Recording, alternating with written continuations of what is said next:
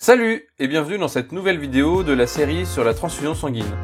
Aujourd'hui, on va commencer à rentrer dans le vif du sujet en parlant de la NFS et des PSL. Allez, c'est parti! Pour commencer, parlons de la NFS, qui signifie numération formule sanguine, et qui est un examen qui va nous renseigner sur la quantité, mais aussi sur la qualité des différents éléments figurés du sang que possède un patient. Appelé aussi hémogramme, cette analyse est effectuée grâce à un échantillon de sang prélevé sur un tube EDTA, et bien souvent de couleur violette.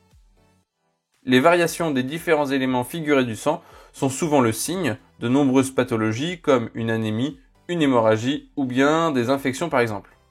C'est pour ça qu'en tant que futur professionnel, il est important de connaître les normes de ces différents éléments car vous ne les aurez pas forcément sous les yeux à chaque fois. Pour ça, j'ai déjà fait une vidéo sur les normes incontournables à connaître et je vous invite à la regarder. Allez, maintenant que ça c'est dit, voyons ce que sont les PSL. Déjà, commençons par dire que PSL est l'acronyme de produits sanguins labiles.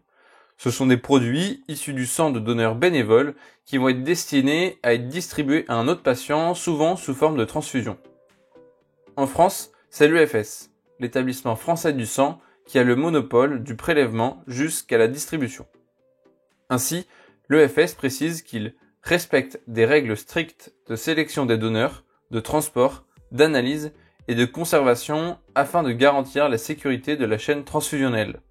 Le sang recueilli dans une poche permet de fabriquer plusieurs produits qui répondent aux exigences de la médecine transfusionnelle. Voyons maintenant en détail les différents types de PSL qui existent. Premièrement, il y a le concentré de globules rouges. Appelé aussi CGR ou concentré érythrocytaire, ils sont préparés à partir d'un don de sang total qui a été centrifugé pour pouvoir séparer les différents éléments du sang.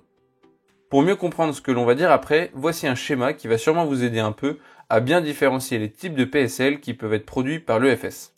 Comme vous pouvez le voir, grâce au don de sang total, il est possible de créer des concentrés de globules rouges.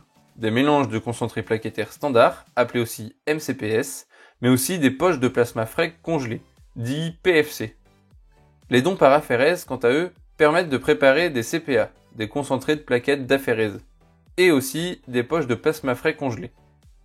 Enfin, en ce qui concerne les PFC, il est à noter que l'EFS produit deux types de plasma thérapeutiques.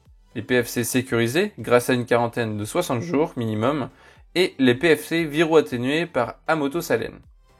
Sachez aussi que les plasmas lyophilisés existent, mais sont produits par les centres de transfusion sanguine des armées.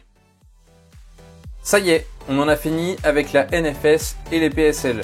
J'espère que c'est plus clair pour toi, car la prochaine fois, nous aborderons la transfusion d'un peu plus près, en parlant plus précisément des concentrés de globules rouges. Allez, à bientôt sur Côté Infirmier.